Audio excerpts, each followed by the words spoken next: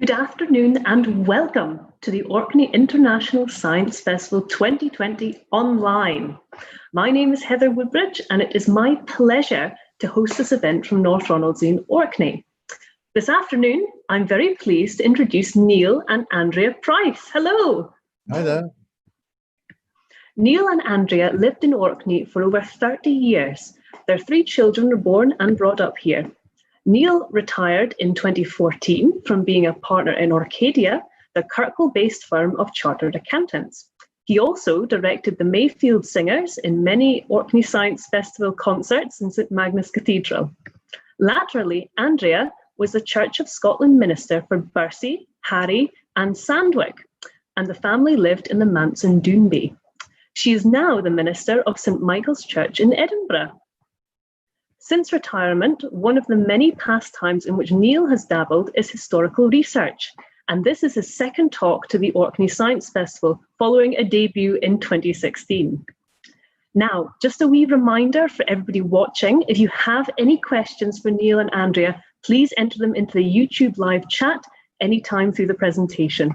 What we'll do is we'll gather them up at the end for a bit of a Q&A session. I'm really looking forward to this afternoon's talk, and this talk was inspired by a newspaper obituary for a 19th century stonemason that led Neil on a trail of investigation from Bristol to Tsarist Russia and a massive harbour development destroyed in the Crimean War. Andrea joins us as the reader for this fascinating story, The Mason, the Tsar and the Dry Docks of Sevastopol. Over to you, Neil and Andrea.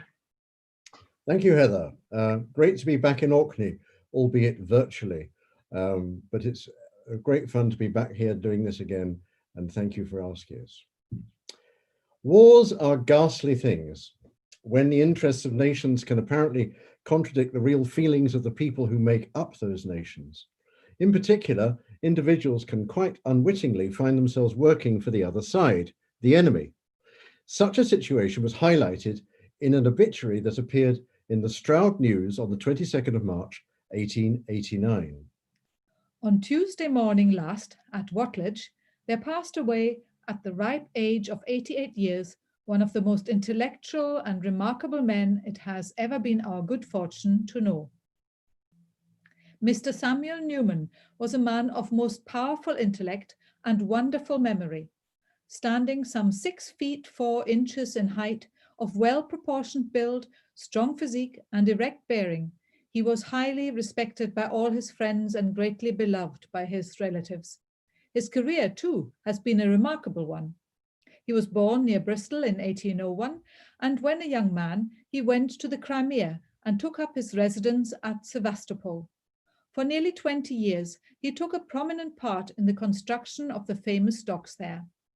When war broke out between England and Russia, he had left Sevastopol and was residing on his estate at Simferopol, about 15 miles away. Of course, every Englishman was looked upon with suspicion at such a critical time, and Mr. Newman, in spite of his long residence in the country and the important position he had held, was charged with being an English spy.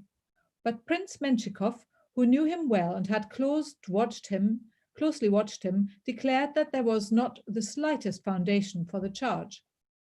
At this time, he was offered further honors and a great reward if he would become a Russian subject. But being a man of the strictest integrity, his great love for his native country led him to refuse all such offers. Despite this, he was allowed to remain.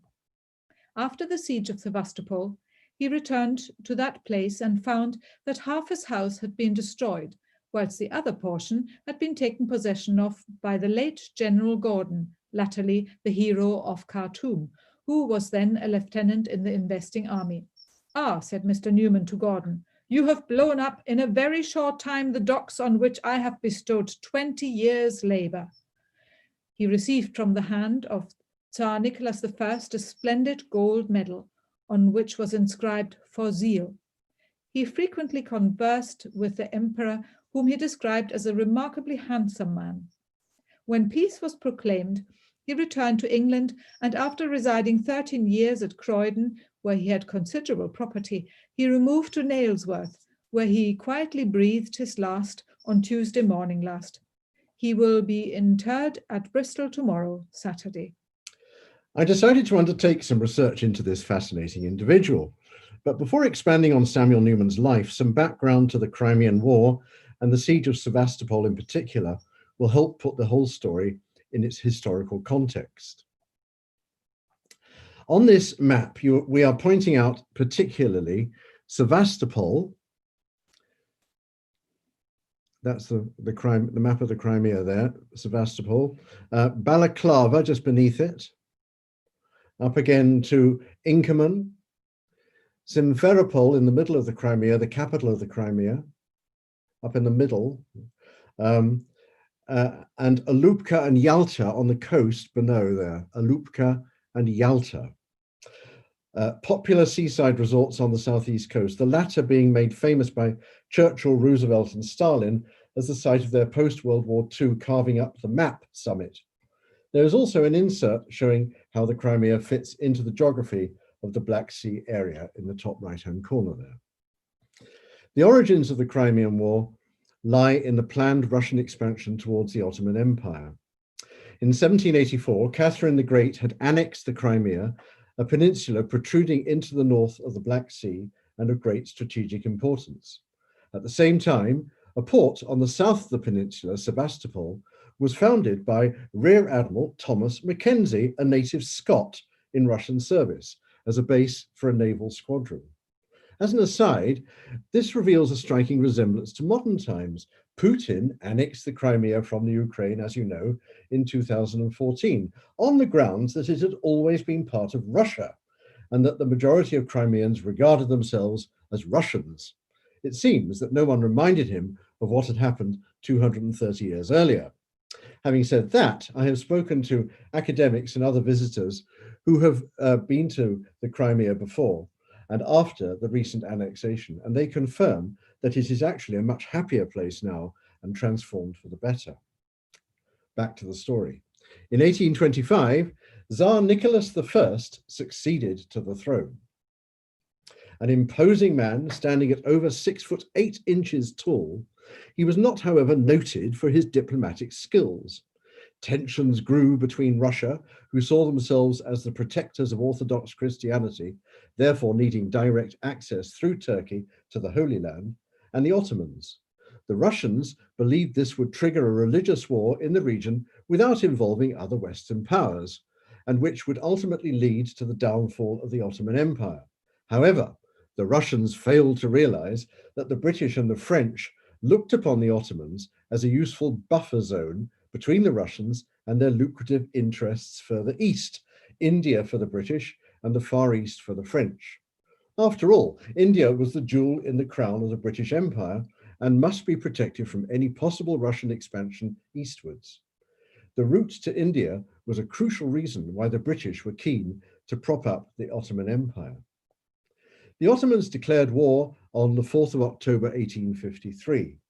Public opinion in Britain and France strengthened in favour of entering the war, which was eventually declared by them in March 1854, although it was not until the autumn that the decision was made in Britain and France to move troops to the Crimean Peninsula to attack Russia directly.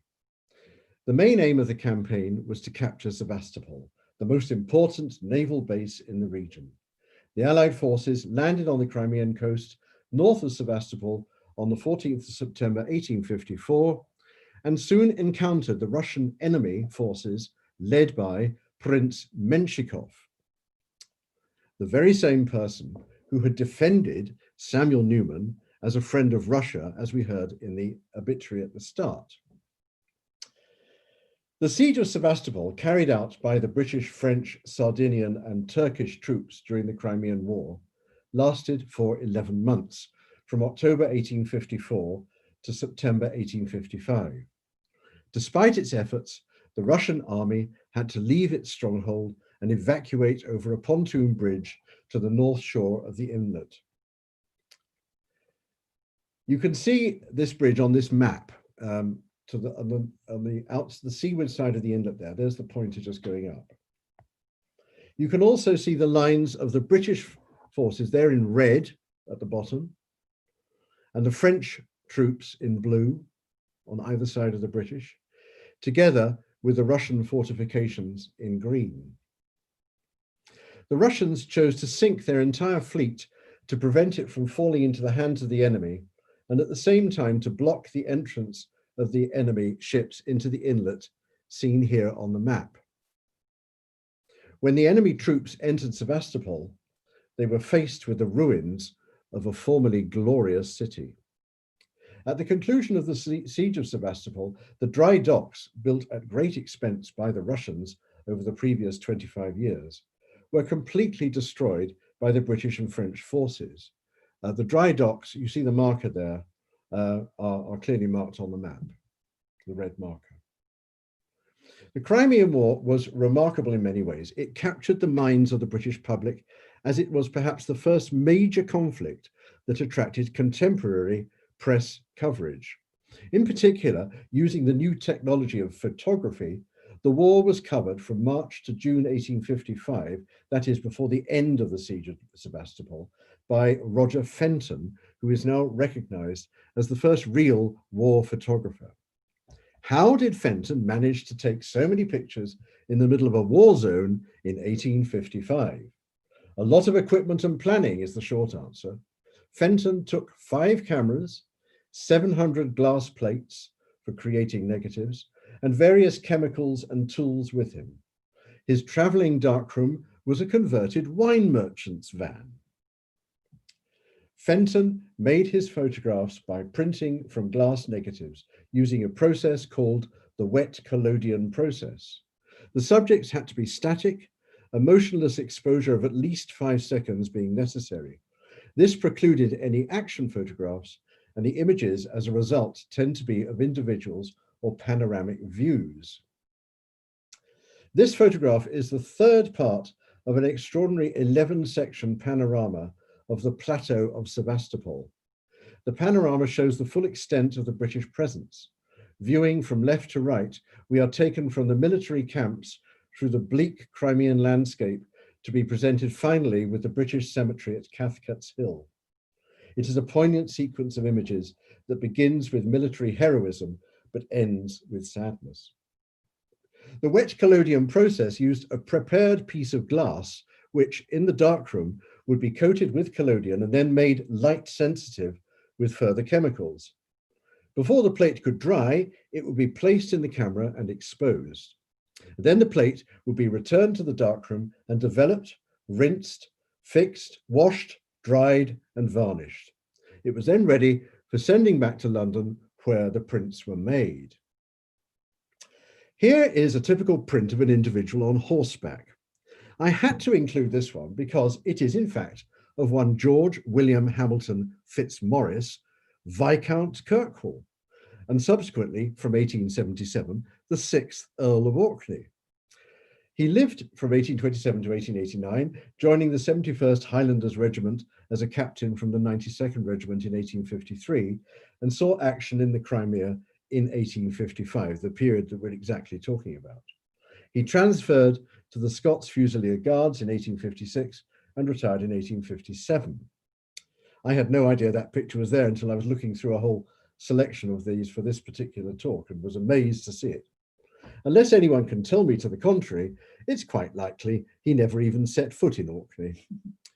There are other connections between Orkney and the Crimean War, being small farms on the islands of Shappensea, Sandy, and South Ronaldsay, bearing the names of variously Alma, Battle of Alma, battles of Balaclava, and Inkerman. The Shappensea properties were owned by Colonel David Balfour, who had built Balfour Castle in 1848 and was busy laying out the island in orderly plots during the 1850s. I can find no record of any Balfours serving in the Crimea, and I suspect he just used these names out of topicality and patriotism. The Sandy and South Ronaldsay properties were owned by the Earl of Zetland, and I suspect were named for similar reasons. Another of Fenton's prints is simply entitled Mr. and Mrs. Duberly. It shows Fanny Duberly on horseback with her husband, Henry Duberly of the 8th Hussars, standing beside the horse. Clearly a lady of great determination, and against the orders of the British commander, Lord Raglan, she accompanied her husband on the campaign. Nothing would stop her. She kept a diary of her experience, which was eventually published under the snappy title, Journal kept during the Russian War, from the departure of the army from England in 1854 to the fall of the Sevastopol. However, it contains some extraordinarily vivid accounts of what she saw, describing the appalling conditions and certainly not pandering to any glorification of war. For example, this is her description of Sevastopol after the siege had ended. Thursday, 13th September 1855. A memorable day of my life, actually in Sevastopol, no longer looking at it through a glass, or even going down to it, but riding amongst its ruins and through its streets. We had fancied the town was almost uninjured, so calm and white, and fair did it look from a distance. But the ruined walls, the riddled roofs, the green cupola of the church, split and splintered to ribbons, told a very different tale. A sudden exclamation from Henry and a violent shy from the pony nearly start me from my saddle. It is 2 dead Russians lying, almost in a state of decomposition, at an angle of the building, while in the corner of a corner a man is sitting up, with his hands in his lap and eyes open, looking at us. We turn to see if he is only wounded, so lifelike are his attitude and face. No, he has been dead for days. A little further, we came to the harbour, and by the many mastheads we count the number of ships. Here too are fragments of the bridge which I had watched the Russians building, and across which I had seen them so often pass and repass. What is it that makes the air so pestilential at the head of the dry docks? What is it? It cannot surely be, oh horror, a piled up heap of human bodies in every stage of putrid decomposition, flung out into the street and being carted away for burial. I think the impression made upon me by the sight of that foul heap of green and black, glazed and shriveled flesh, I never shall be able to throw entirely away.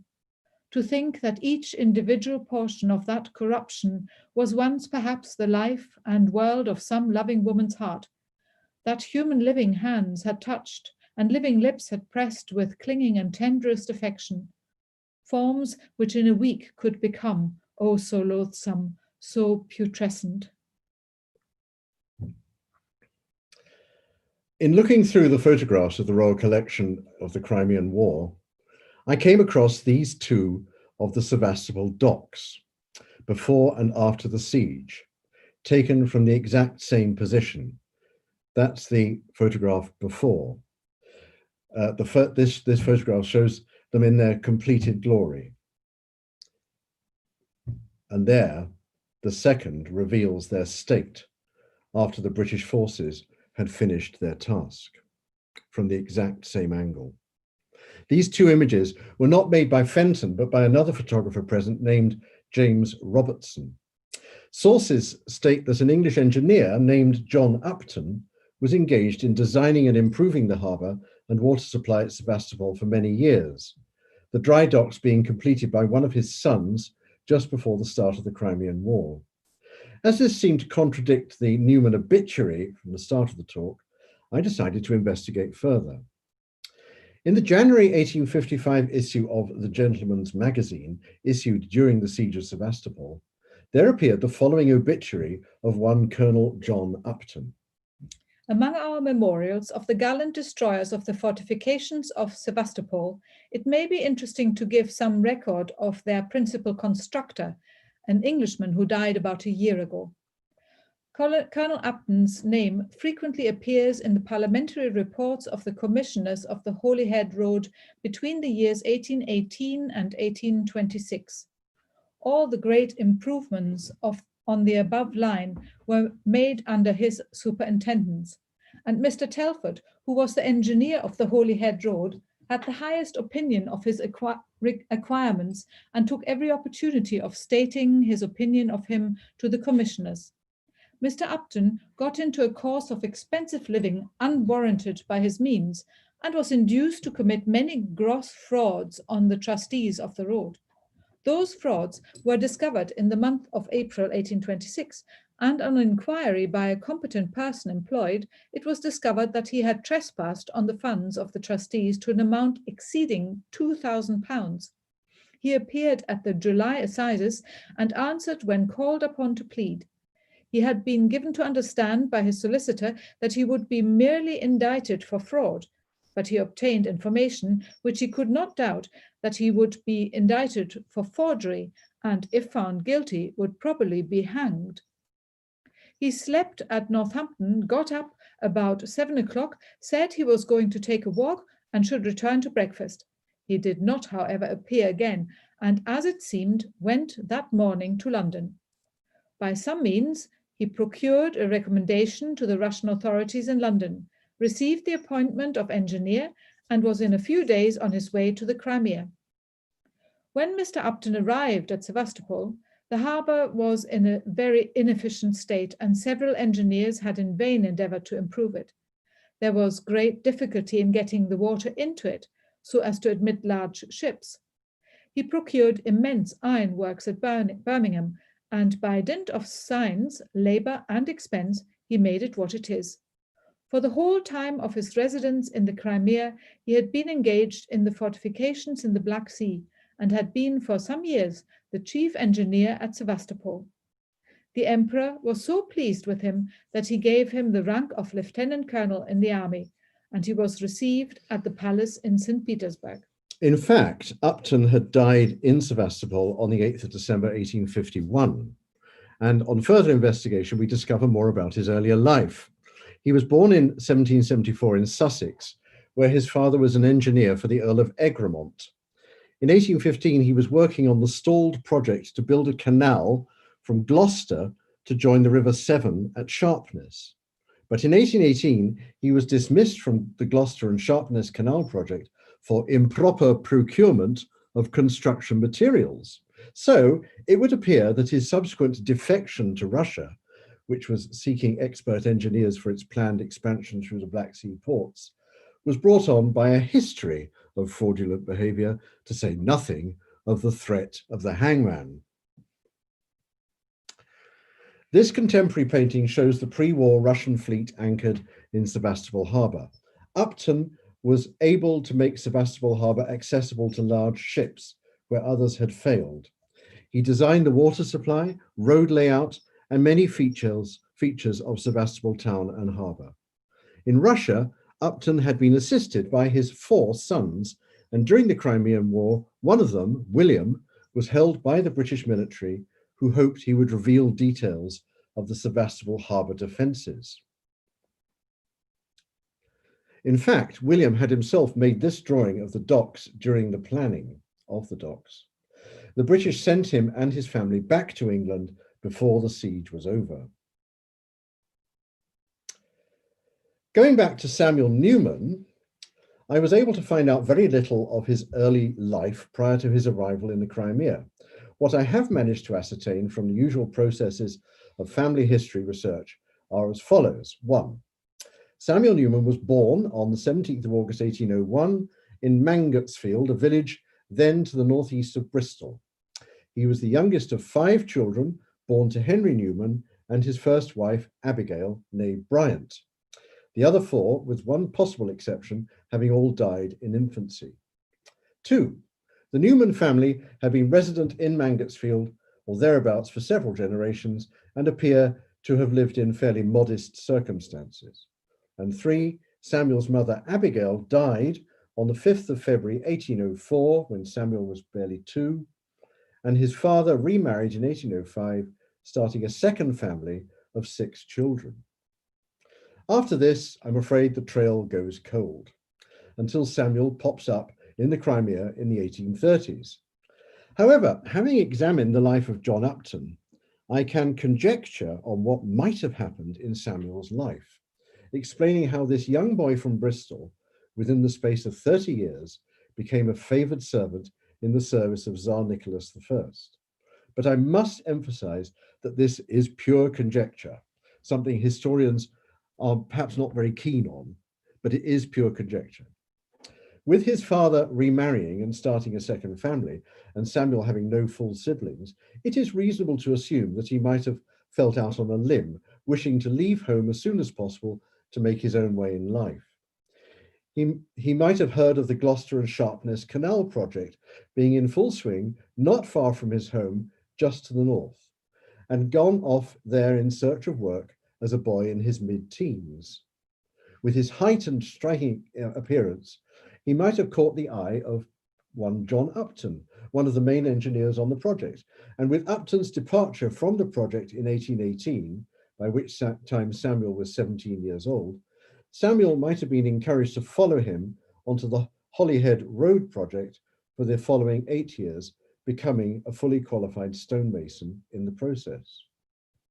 When Upton's profligate lifestyle got him into trouble, from which the only escape seemingly was to swear his allegiance to the Russians, Samuel might have been left with a difficult choice, either to continue working in England, but without the favour of his guardian, or to follow Upton and start a new life in the Crimea. Given his youth and lack of a strong family background, the choice was probably not so difficult after all. That is where the conjecture ends. I've recently made contact with Roger Bartlett and Simon Dixon, both eminent historians of Imperial Russia, and through them with Mike Vanden Bosch in Ottawa, who is in fact the great-great-great-grandson of John Upton. I owe all three a huge debt in providing help and information in preparing this talk. Fortunately, John Upton's son, William Upton, kept a daily journal, starting from the day they departed England in August 1826, when he would have been about 15 or 16 years old. The journals continue through all of their time in Russia until 1855, after the death of Father John in 1851, his time in England in 1857, and then his William's move to Ottawa in Canada. The diaries continue until just before his death in 1893. In total, there are 24 journals totaling over 6,000 pages, spanning 66 years. All of these original family documents are kept by Mike Vanden Bosch in Ottawa, and he has been kindly looking through them for references to Samuel Newman. Sure enough, the following was written by William Upton while visiting his brother John Jr. in Alupka, near Yalta, to the east of Sevastopol on the coast of the Crimea. 19th June 1833. Saw the plans of the Counts Vorontsov's new mansion, which Mr. Newman, the master stonemason, showed to us, he having been sent for from England to direct that branch of the construction. A year later, Upton was travelling on a steamer from Sevastopol to Yalta, accompanying the Count and Countess Vorontsov, who were on their yacht, and other dignitaries, and occasionally giving the yacht a tow when the wind died down. The following appears in the journal. 2nd June 1834. We breakfasted aboard the steamer, after which we landed at Yalta, and having got horses, went to Alupka to spend the day with Mr. Hunt, the Count's architect, Mr. Newman, Mr. Williams, and Mr. and Mrs. Palasov, who all lived together. We walked in the gardens. Mr. Williams had been mentioned earlier as another Englishman who was working on the new palace for Count Vorontsov as a master joiner. This must be the same Charles Williams whom we shall come across shortly. Remember the name. The Vorontsov Palace is still a major attraction, as can be seen in this modern photograph. It was incidentally where Churchill and his entourage stayed for the Yalta Conference in 1945. So it would seem that Samuel Newman was a master stonemason who might have followed John Upton out to the Crimea and was certainly there in 1833, but at that stage working on the new palace of Count Vorontsov in Alupka rather than the docks of Sevastopol. But the great thing is we now have some documentary evidence that the Uptons and Newman were linked. This is Count Mikhail Vorontsov, 1782 to 1856.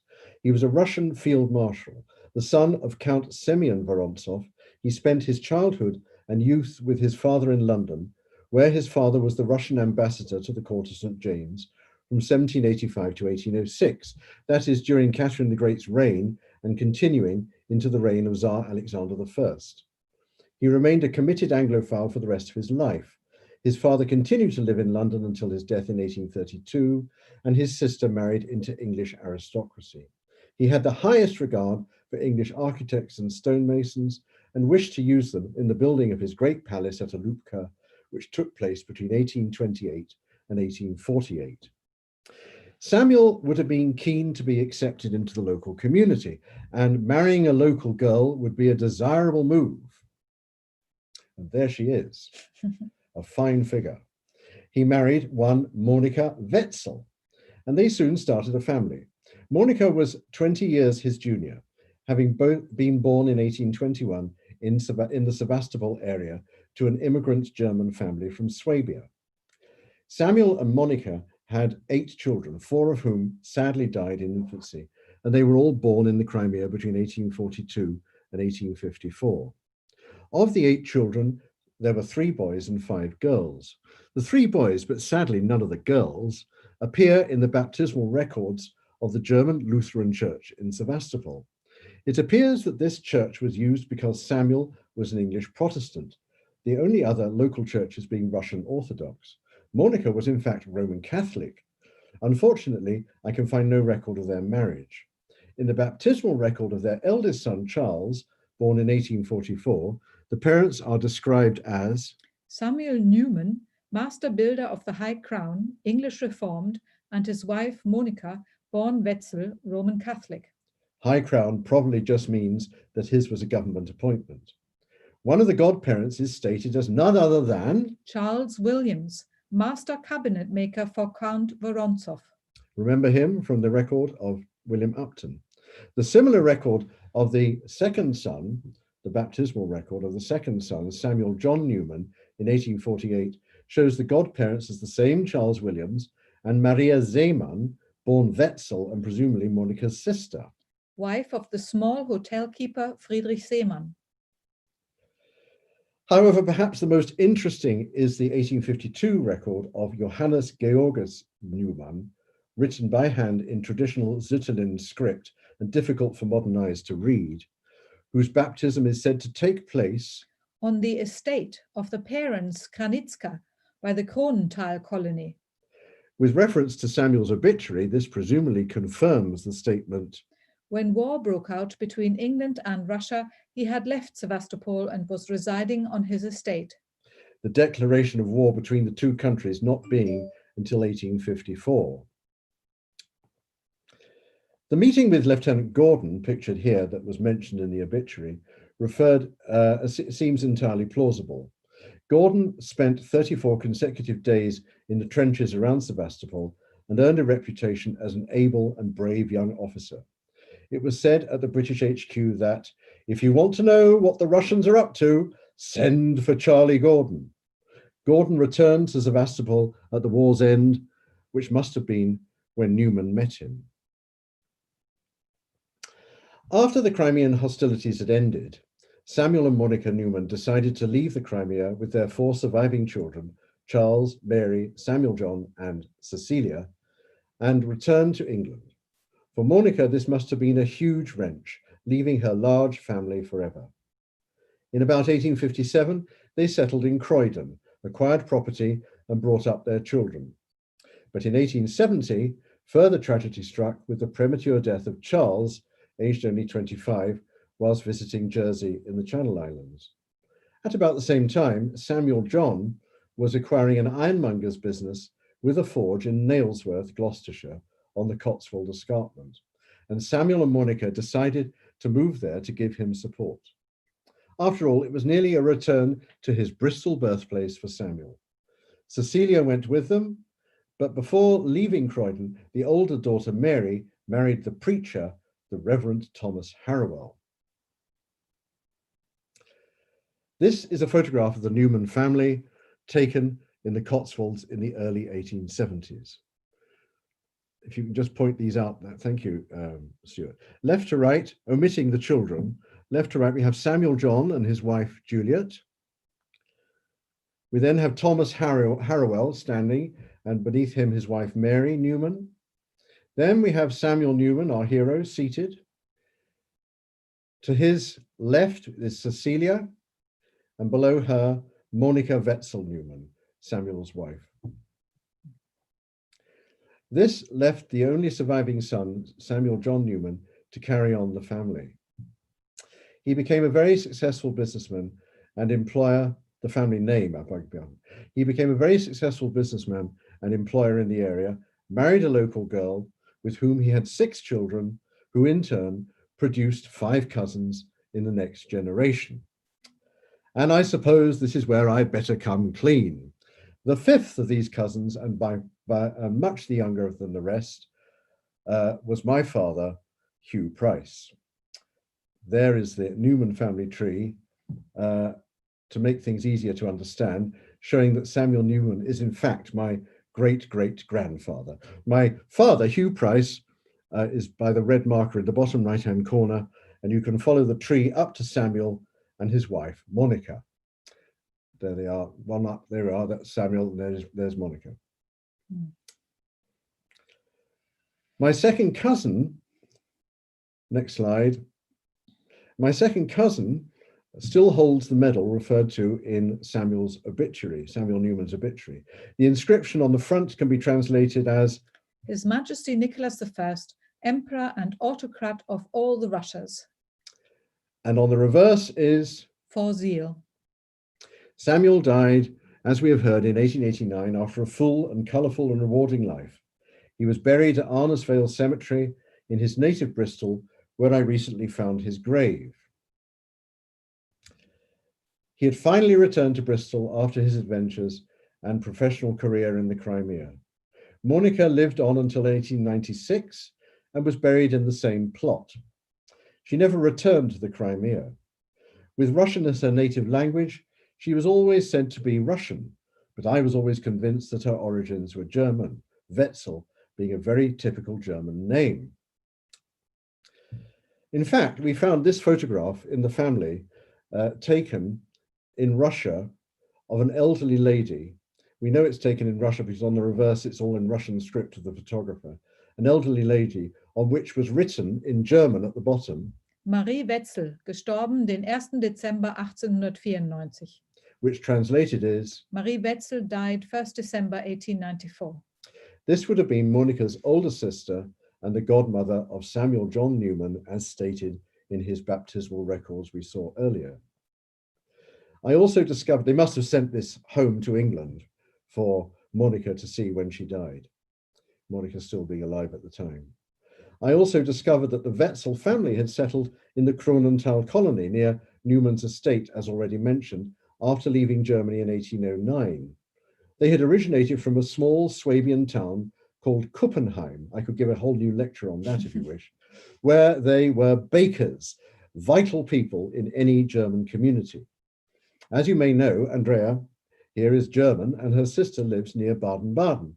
While visiting there earlier this year, I saw a signpost saying Kuppenheim in yellow there. Yes, the very same. On entering the Roman Catholic Church there, the first thing I saw on the notice board was a funeral notice, as you would see in Orkney, of one Helmut Wetzel. In the nearby graveyard, this was one of the several Wetzel graves that I spotted. I felt a kind of coming home, a full circle. At least our 3 children can rightly say that they are more German than anything else. There's the map of the Crimea again. To recap, this time with the Kronenthal colony, I've marked in with that pointer. That's where it was. And that's where the Kuppenheim families, including the Wetzels, had settled in 1809. Finally, there is a penchant in our family. If you can get the picture on us, if you wish, don't worry if you can't. There's a penchant in our family for composing limericks. And I will finish with our latest contribution to the genre. In Bristol, young Sam did no wrong, but to Crimea went on jobs long. He soon met the Wetzels, who baked many pretzels, and Tsar Nicholas gave him a gong. The end. Excellent. Thank you very much, Neil and Andrea. That was fascinating stuff. You know, what a story. We've got a little bit of time now for some questions. We've had a few questions coming in during the talk, and we've got a little bit of time for a bit of a Q&A session. Okay, so our first question from the audience is from Richard Oakley, and he is asking, how many horses were involved in the campaign? Oh, I haven't the faintest idea. This has been a slightly sort of targeted, specialized talk on the Crimean War. In particular, I was determined to do a talk on the Crimean War without mentioning Florence Nightingale or the Charge of the Light Brigade. There were inordinate numbers of horses, I'm quite sure. All the officers had their own horses. How on earth they got them together, I just don't know. Sorry, can't provide a decent answer to that one. Thank you. Okay, we'll move on to the next one. We've got a question now from Bill Graham, and he's saying, Roger Fenton must have been the original tech entrepreneur. What did he do after the war? Oh, crumbs. I've got a book here. I could try and look it up. There was this wonderful, all his plates of the Crimea ended up in the Royal Collection, and they were the subject of an excellent exhibition in London 2 years ago, which we went to just before we left London, and we bought the book, which is very useful. And the Royal Collection's got a great website with all the pictures on it, including the Earl of Orkney. What Fenton did after that, I'm not quite sure. He died, he lived not that much longer. He lived until about 1870 something. He was probably, I don't know if he went around doing any more of that sort of work. I think he was very favored by the royal family, certainly. There are photographs of royalty in the collection taken by him. So maybe he was their sort of pet photographer. Maybe he was their Earl of Snowdon or something like that. Excellent, thank you. What was the name of that book again? Oh, sorry, I didn't mean to. Can't remember. Well, what we can do is we can keep the questions and answer them later as well, after the talk's finished. Andrea's just gone to get it. We'll get it. We can lay our hands on it straight away. Carry on. Okay, great. We'll move on to the next question then. We've got another question from Richard, and he's asking, how long did it take to rebuild Sevastopol and its docks? Well, after the war. After the war. I have no idea. I'm not doing very well with these questions, am I? All I know is it took 20 to 25 years to build beforehand. And the point was, because of the obituary in our family, we had always assumed that Newman was the engineer. But in fact, what this research has turned up is that he wasn't an engineer at all. He was a stonemason. It was Upton, of course. But after the war was over, I'm sure it took a very long time because Russia had to recover and all the rest of it. You know, it wasn't long, I'm quite sure, 20 or 30 years before the Russians re-established the base there, because it's strategically so important. Because their seaports are either in the Baltic up at St. Petersburg or through the Black Sea, you see. Right. So it would have been very, very important. And that also explains why Putin had a go 5 years ago, 6 years ago. Gosh, thank you. The book is called The Sadness of War, Shadows of War, and it's by Sophie Gordon. Excellent. So Bill could find out, what Roger Fenton did after the war with that. Excellent. Yeah, Andrea will look whilst we're talking. Okay, carry on. Thank you very much for getting that, Andrea. Thank you. Okay, and we've got a comment from Richard and saying, what a superb talk to you both. Excellent. Thank you. And we've got a final question, or a comment from Brian Tulloch. And he's saying that in Sandy, Alma Cottage, Inkerman and Balaclava, he said that they were owned by the Balfour estate for a time, and perhaps not the Earl of Seatland. Right. Gosh, excellent. I didn't know about this until a fortnight ago when I was in Sandy. I was up in Orkney a fortnight ago. And I went out to Sandy, and Brian's cousin, David Towrie, told me about Inkerman, Balaclava, and Alma Cottage as well. And yes, I sorry, I assumed it was Zetland. Okay, Balfour, there you are. Fine. There you go. Brian, glad you're clocking in, and carry on your wonderful family research into the Towrie family and others. Excellent. I think it's fascinating. All these names, you know, are brought back. Is that sort of, would you say that's a link, you know, people going off, you know, posted to these war zones? Are they, you know, is that the place that they were stationed? Do you think that they bring back, you know, what's that connection? In the Orkney case, I think it was, as I said, I think these battles were in the 1850s. It's exactly when the Balfours were plotting out Shaughnessy.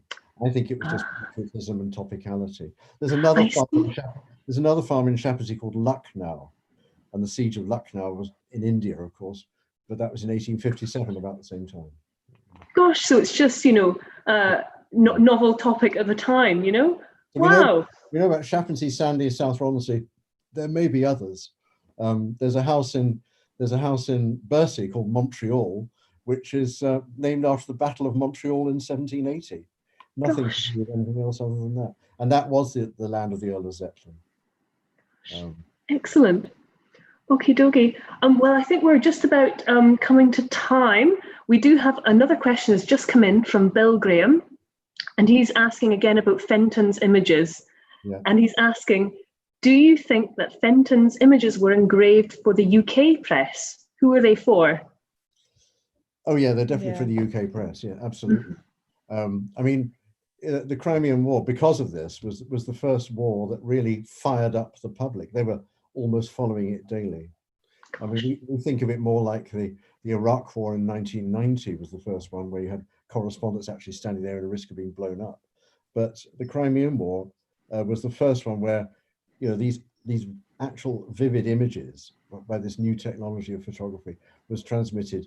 It took a while, of course. It took weeks for the photographs to get home, but you know, this was still pretty immediate for the time, and the British public were bowled over by it and were fired up with patriotism as a result. And Queen Victoria's popularity went sky high. And I think there were big debates how much money to spend on the war. Yeah, sure. Yeah. Interesting stuff. Excellent. Great stuff. Thank you very much. I think we'll have to close there. Okay, fine. Excellent. Okay. Well, thank you so much again, Neil and Andrea, for a fascinating talk, and thank you for such an interesting discussion. And of course, to everybody who's been participating, thank you for all your questions, and big thank you also to our technical team, without whom we wouldn't be able to run all of the events. All our fantastic invisible technical team, thank you. And our next talk is at 5 p.m. this afternoon, 75 years of the Churchill Barriers. And that's with Hannah Smith and John Andrew, and that's at 5 p.m, so be sure to catch that. If you're enjoying the festival, please like us on Facebook and please subscribe to our YouTube channel. And from all of the Orkney International Science Festival team, thank you so much for tuning in, and have a great rest of the day. Goodbye. Cheers. Bye.